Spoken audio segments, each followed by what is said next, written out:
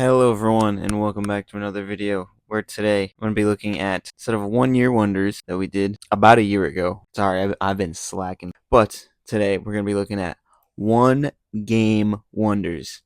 Some guys you may not have ever heard of, but they've played one really good NFL game and then basically vanished from the world. So yeah, we're gonna run through 3 of them that I found. Comment if you guys want more, or if I should do someone else, something like that. Whatever you want, comment down below. All right, starting off, first person on our list today is gonna be Matt Flynn, probably the most known out of all the people on this list. With a bye week locked up, the Packers sat Aaron Rodgers, Clay Matthews, Charles Woodson for their Week 17 matchup versus the Lions. This gave Matt Flynn the opportunity for his second career start. He would pass for 480 yards, 6 touchdowns, and throw 1 pick, where he outdueled Matt Stafford in a 45-41 win for Green Bay. This performance single-handedly got him paid. The Seahawks really liked what they saw in that Week 17 game. They paid him $26 million. He would never start a game for Seattle. Then he'd get traded to the Raiders, who would then release him. He'd bounce around in the league before playing a couple more games for the Packers, but he did win a Super Bowl ring while he was there. Just like in the 1 year wonder video, we're going to figure out what percentage of their career was from this one game. Doing some math for the yardage, the 480 yards in the game, and a career 2,541 yards, that makes 19% of his career yardage came from this one game. And I put as an example, Mahomes' best career game is 478. So yes, he's thrown for more yards than Mahomes in every game of Mahomes' career. But when you do the math out with Mahomes' career, that his best game is 1.48%. So yeah, 19's a little bit crazy. Next up, we have Patriots legend Jonas Gray, who I found out from Pro Football Reference that his nickname is Supreme. Good for him.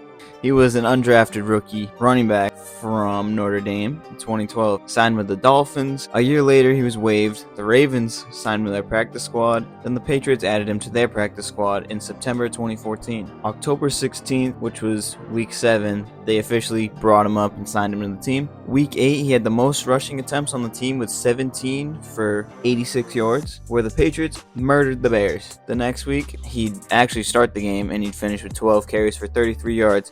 But Week 11 versus the Colts would be his game. 37 carries, 201 rushing yards, and 4 touchdowns. He had 45 fantasy points. This dude broke every fantasy league's waiver wire because everyone wanted him.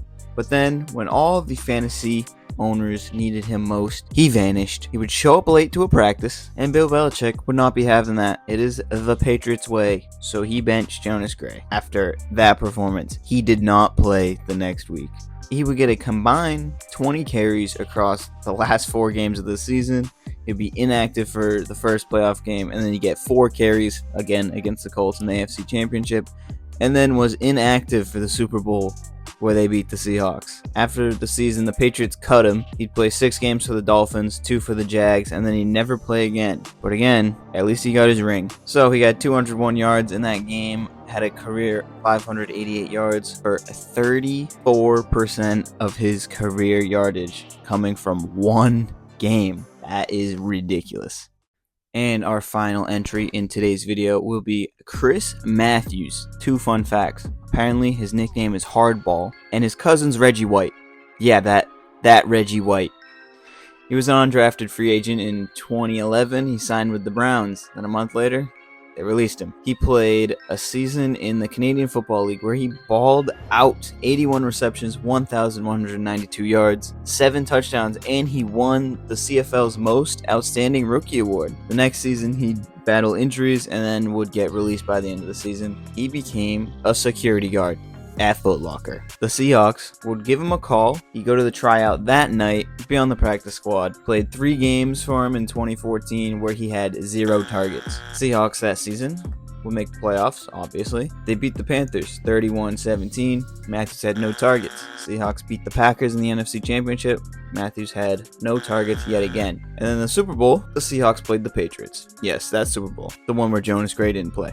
and he would receive 5 targets, and he made the most out of 4 of them on the biggest stage of them all, going for 109 yards, 4 receptions, and a touchdown to tie the game right before halftime. He was actually tied with Edelman by the end of the game for the most receiving yards in the game, where he would also, like the other 2 on our list, win a ring when Marshawn Lynch scored the dagger with a minute yeah, that didn't happen.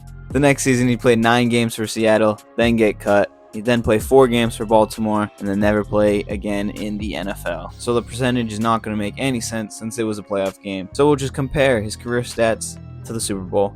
He played 13 games, got 13 receptions, 151 yards and a touchdown. So, yeah, he did most of his career numbers in 1 game, like everyone else on this list. Alright, so I hope you guys enjoyed. I hope you learned something. I know I had fun researching this, like I always do. Yeah, make sure you drop a like, subscribe, comment down below what else you want to see, because I'll research pretty much anything. Nothing weird though, please, nothing weird. And we'll see you next time.